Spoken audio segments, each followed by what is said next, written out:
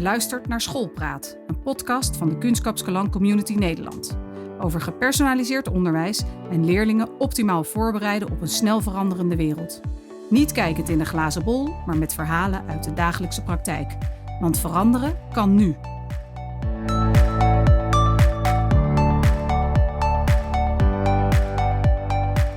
Dit is de tweede schoolpraat naar aanleiding van het Kunskapsskolan Community Event op 7 oktober jongsleden in Amsterdam. En net als in de eerste aflevering hebben we 2 Zweedse Kunskapsskolan-collega's te gast. Dus is ook deze schoolpraat in het Engels. Glad you're listening.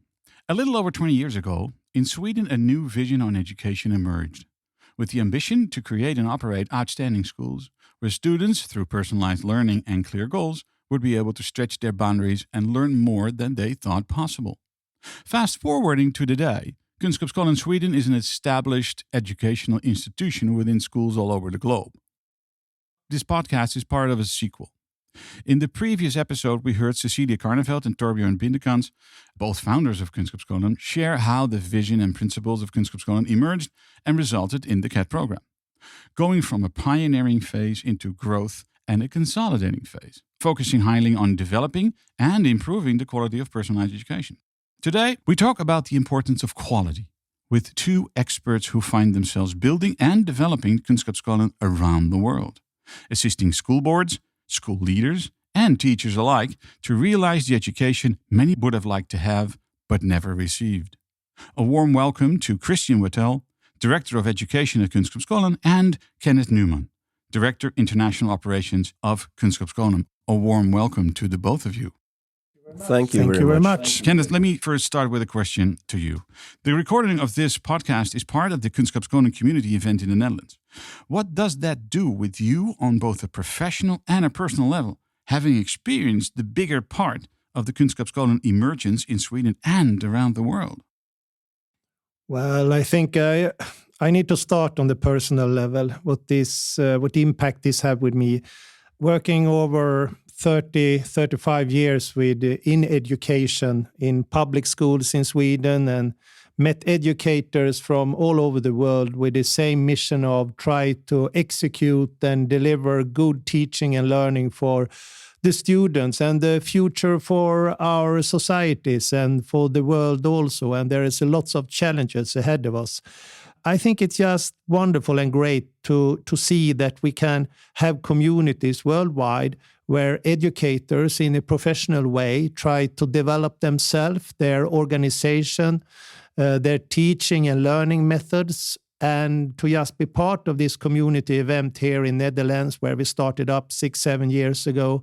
And now that we have 350 visitors or partners with teachers into our event today, with the same ambition at us to try to create the best education for everyone, is just amazing. And it's a little bit like the question they also had on the stage, that all parents, all students, all societies, in fact, really wants the same for the children in school and what the future will look like for the country they are representing. So I think it's just a blast to be part of a journey in communities with so skillful professional teachers and leaders and other staff in our schools who are involved in this. So it's just a fantastic thing, and we have operated now for many years in Sweden, in India, Saudi Arabia. And now we have a great community here in the Netherlands, and it is a strong community. It is. With very skillful people working with education. So it also a learning opportunity for me. I learn a lot from what we do in Netherlands also, and that's the whole idea with having communities in a network, that we can learn from each other to achieve better and reach the goals we really want to be. It's inspiring, isn't it, Christian? Yes, it's very inspiring. And I could just add on what Kenneth is saying, that, we are a global organization with a lot of skillful people. So, of course, I'm really inspired to be here to listen to different lectures, but also to talk to all the people here in the conference, to learn. There's learning to be had in any conversation here. We're a team on a school basis, but we're a team on a national and an international basis, aren't we? Yes, we are. So I think that's important. We are a global organization And we need to be our best really to make a professional organization where we can learn from all around the globe. If we zoom a bit onto the CAD framework and the CAD quality model, you could call them the floorboard of Kunskapsskolan education. Christian, could you elaborate a bit on how did that development? That didn't happen overnight. No, it didn't happen overnight. I mean, Kunskapsskolan is driven by the vision of personalized learning and having a personalized education for all children. And I think with building the CAD program, the ways of how we teach, how we coach students, over time we realized that we also need a strong professional platform in how to collaborate in a global network. So the CAD framework, the main target for that was together with all the professional leaders, as well as teachers and specialists to discuss, so what type of collaborations do we need to have? What expectations do we have in each other? So we actually know that, when we bring more people into this network, we know that it's also going to be a shared learning, it's going to be a shared journey towards our vision. So I think that was the base for the framework. But then moving over to the quality model, it's about, we always had the CAD program when it comes to the way of doing personalized learning. But it's also about knowing how to operate a school. So what we did a few years back, now it's almost like 10 years, but we did an extensive work of bringing in a lot of school leaders, a lot of teachers, a lot of specialists, as well as educational research to make sure that the way we actually execute our model in a school and how we operate and manage a school is based on our vision as well as on research. And that's the history to the CAD quality model, to really making sure that we are the most professional organization in the world when it comes to personalized education. Elaborating on that, I mean, I've seen a number of school systems, but the way you've designed the quality system, the practical side on the one hand, and the in-depth side to it, I've never seen anything like it. No, but I think there is always a talk in education about new public management that people are, we're run by numbers. So I think it's been important to Kunskapsskolan to always be run by our vision. So I think that was the main target, for us. We can say quality model, but it's actually sort of say a leadership and a vision model of how to really make sure that we do the right things. So the way we built it is that to actually look into what are the most important areas in how to operate a personalized learning school. And then looking into, so let's set a vision to all those areas that connects to the overall vision we have to make sure that we will always sort of say driven by our vision. Then we can go down to different type of process and perspectives that we call principles that are based on educational research as well as what we want to achieve and what models we know work. Then we can take us down to looking at numbers and results to evaluate.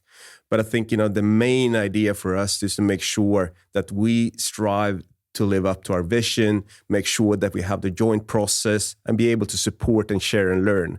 And then, of course, go back to the framework. I mean, making sure that there is good collaboration on school level, team level, but also, of course, on national and international level. So I think that has been the base for the work of the framework and the quality model. This all is built on a number of very sound principles, isn't it? Yes. And they have been developed over time also. And Christian was and myself was very much part of developing the new CAD quality system and the program and the areas we have for those. But it also need to be said that it had been a journey over 20 years for us. We wasn't sure either from the beginning exactly how we can secure CAD program and be sure that we have quality in everything we do. And after a while, of course, we needed some kind of indicators to see that we are delivering things on a high level, not just doing them. We're doing it in a good way also. So it had been a journey over 20 years to develop these tools we're using now. And for 4, 5, 6 years back, we start talking about operational excellence. Because we realize also that we need to have a strong operational foundation, which CAD framework and the quality model is, together with, of course, also skillful didactical knowledge of our teachers and how to execute good teaching in the classroom. But these things work together. So it needs to be organized and managed in a professional way also to give teacher a chance to, in fact, deliver on a good chance and in a good level in the classroom also in the end for students. If I look at the 9-block quality plan, it all fits together so well. I think part of that is because we took in both school leaders as well as teachers and specialists to really sit down for a long period of time. And like Kenneth said, also the experience we have for 20 years to really make sure what is really working. And you can always cut the pie in different ways. But I think, we choose to cut it this way. And then I think in the end, it's all about, creating understanding and, have leadership that really try to live up to these standards. Because in the end, you could build any model, but it's all about people. It's all about leadership. It's all about, really giving the space to school leaders to be their best. We need to trust the profession of special need teachers and those type of professions as well as teachers. So I think a quality model is never as good as its leadership around it. No. And I think that's what drives me and Kenneth when we walk around, in different schools around the world to see leaders, school leaders, but team leaders and teachers leading this work. And it is teamwork, Kenneth. It's teamwork, definitely. And I want to add in also what Christian was saying. When we created the KED framework and the quality model, that was also very much a result of how we also met every country's inspectorate or inspections from the governmental level. So the ambition from the beginning was also to pick out the 9 areas, but they were also affected of what we also saw that the governmental inspections of schools wanted to see in school. Because in the end, we have an assignment from the government as a school in the Netherlands or in India to what we should do in school, what the ambitions are, and what we should work with. And our framework is an answer on how we try to deliver the curriculum, which are the base of every nation's school idea. So we have tried to cover everything with this quality model. So it's not just an answer on KED program. It's also an answer on execute on things that we know on governmental level. This is something you want to see in the Netherlands, for example. Or in India. Or in India, or in Sweden, or wherever we are. And what I find so interesting is that you do not only focus on school leaders or teachers, but also on other staff within the school. Yeah, every stakeholder which are part of what we do in schools, as all kind of staff. We have parents, maybe companies, everyone around and in some way connected to the school need to have a chance to understand and grasp the philosophy of KED program, what we're looking for when it's come to future education and future skills, which are pretty much the bottom line of personalized learning. So the involvement of everyone around what we do with KED program, with all the stakeholders around, and as I said, parents also, are extremely important. We need to be clear in what we want to do and involve everyone into the plan we have and the methodology we have to execute on the good we level. Just talked about leadership and giving space to people, but I think like you ask, all people in a school are part of building a culture. Supporting students to make the right choices or give them the opportunity to make a good choice, but in the end, any person in a school would be there to support the culture of a school. So it's both about building relations with students, but of course set a study-focused environment to really make sure that every child that walks in are seen. And that can not only be done by the principal, it can not only be done by the teachers, by the coaches, it needs to be done by everyone all the time. And therefore I think that all people working in a school is as important.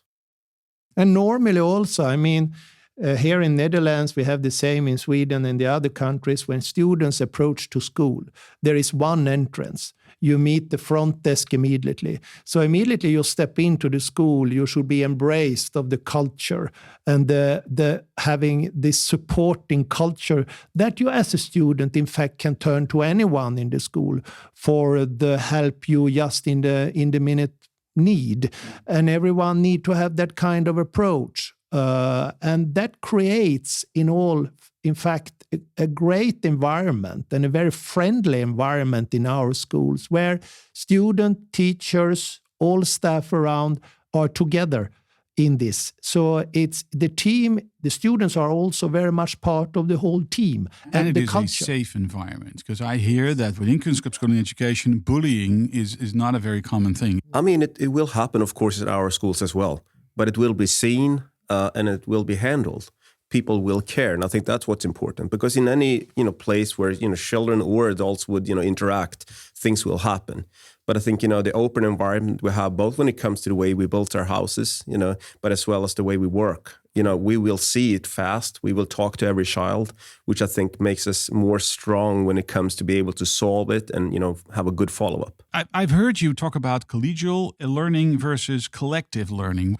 Could you elaborate a bit on that, what you mean by that? There are two perspectives in this that I think, because collegiate learning, you can always share. You can pick up what you want. That's a good sort of say system of learning. You can learn from other people. But collective learning is about being brave enough to agree on things that works, which I think is a strength for KED. We have always decided that some of the processes we try in schools and we see they work, we try them in more schools. Then in the end, we agree that this is a process that we believe in and we use it.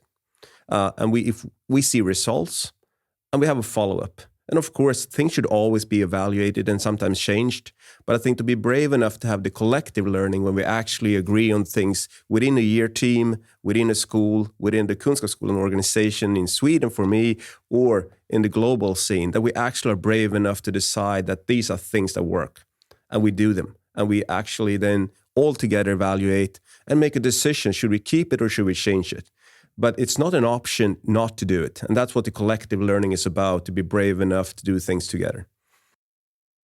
Yeah, no, I totally agree. And to some extent, I think the efficiency of schools have not always been so good over years. If we look into other areas as healthcare, for example, and medicine, and if you learn the best method for treat cancer or other illnesses, you can be sure that is spread around the world. They learn from each other as a community and spreading the information about the best way of treating people with illnesses. And we need to have that kind of secure collective learning also, because that is collective learning and they can believe that this is the right way of doing things. And that is exactly what Christian is talking about. Because if we have learned that this tools works and this way is a good way of doing these things, there are no reason to why you should invent that wheel by yourself when we already have that kind of understanding. And in that way, we can also reach further and we can develop as an organization much quicker and faster if we believe in this. But of course, you need, as an independent teacher or an independent co-worker in our organization, also think that this works for me. And I'm into this. And I can rely on that other professionals in the organization are fully capable of share good thoughts and idea. And collective learning is extremely important to be able to take the next step in the development. You have both been very active all over the world, all over the globe, with regard to helping establishing Kunskapsskolan education in various countries. Could you elaborate a bit, and Kenneth, I'll first ask that to you. Could you elaborate a bit on the challenges that you encountered along that way? Because introducing something new in a country is never an easy thing. It's never an easy thing, but as we heard earlier today, also we were talking about what parents and government want for their children and their development and the future. Everyone agree on wherever we are. I have met parents in India, Saudi Arabia, England, Netherlands, Sweden. Wherever I go, parents want the very same thing for the children. And governments also want the very same thing for the children. What kind of skills do schools need to train the students for? So I think the ambition on what we want to achieve and what kind of education we need to deliver, as we also talked about in the UNESCO report, that personalized education and personalized learning is the way of doing things. I think that is shared with everyone. No one disagree with that idea. It's the methodology, of course, when we come down to, okay, what does that exactly mean for you as a teacher? How should you act in the classroom or as a teacher? It's the methodology where we can have cultural differences and challenges to implement a new idea of things. But we are all driven of the same ambition, we educators around the world, what we want to achieve. So I think if we are very clear in our vision and what our ambition are, and they're very, very determined in our approach, we can create value and we can overcome these challenges, which in fact are there. And I also want to say that we are always in a KED organization affected of our context where we execute our education. And we, of course, also affect them in our way and our approach. So this is to be in the time also where the country are cultural reasons and other reasons to why we need to be just adjusted into the area where we are. No, I think to us, this is why it's been so important to have our own identity, to be able to set the same language within our organization. So for us, the framework and the quality model has been a great help for us to be able to overcome some challenges sometimes because we speak the same language, which means that we can find solutions between schools, between countries. So I think really making sure that, you being an organization where you have a strong identity, have a joint language and a professional joint language, give us the opportunity to overcome a challenge in a way that I think some broader organizations might not have. That is something very essential, that you have a common professional knowledge around the world. You've talked about, Kenneth, about that parents basically demand the same everywhere in the world, but this common language, that is very important to have, right? To me, it's also about giving respect to school leaders, to teachers and all other staff in a school to be able also to come back and say, I think this needs to be developed. Or I think this can be working this way as well. So if we give people a professional language, we also empower them to be able to contribute. Because even if we have a strong model and we have a good confidence in Kunskapsskolan, we are not as strong as we could be if we don't let anybody be there to say what we need to develop. And I think that the professional language is, of course, to be able to execute and have a strong development and learning for all children every time. But at the same time, be able to be the best we can be as an organization. And this resonates with collective learning also, as we discussed before, because this is so important for us as an organization to have a common language that we can in fact share experiences and develop together, even if we operate in different cultures, but with the very same KID program. Now, we are here today at a Kunskapsskolan Community Event in the Netherlands. If you would draw, and that's difficult to do, but if you would draw a comparison between Kunskapsskolan Sweden and Kunskapsskolan in the Netherlands, are there similarities as well? There are differences because the Kunskapsskolan operates their own schools in Sweden. This is not the case in the Netherlands. I think, Christian, I don't know what you think, but I think there are strong similarities when it's come to the cultures. You're maybe more a liberal in things and how you see, and you have more maybe also autonomy as a teacher and a school when you operate here. But basically, I think the way we think of teaching and learning and what need to be done to be successful, I think that is strong similarities with Swedish culture and how managers and teachers are thinking when it comes to education. And we can see that also in the collaboration we have between the Netherlands and Sweden, that we are in fact talking the same language quite a lot, even before we have started working with KID program. We were in Kunskapsskolan when it started more than 20 years ago. So I think, the power that we saw, people wanted to make a change, to really make the best personalized learning school there is. I see that power here as well.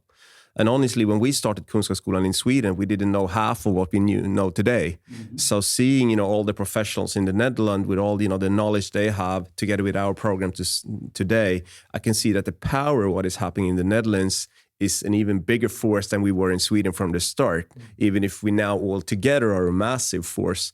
So I think we're both very pleased to be here now. We've been here now for many years working with our colleagues in the Netherlands, and the learning for us, bringing back for me to Sweden as well as the other countries in our organization is huge. Yeah.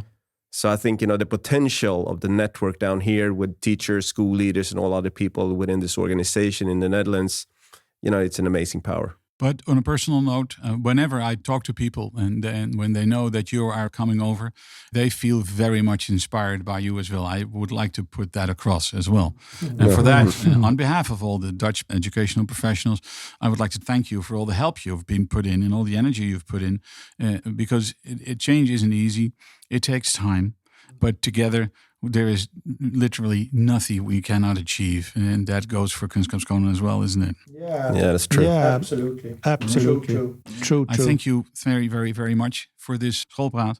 And I'm looking forward to the next one. Oh, thank you very much. Thank you. Thank you for having us.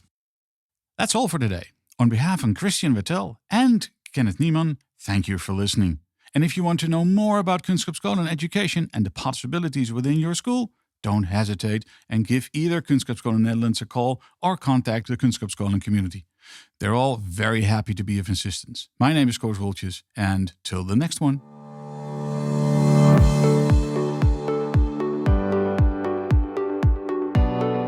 Dit was weer Schoolpraat, een podcast van de Kunskapsskolan Community Nederland. Wil je de hele serie beluisteren of geen enkele podcast meer missen? Ga dan naar www.kunskapskolancommunity.nl of kijk op Spotify, Apple Podcast of Google Podcast.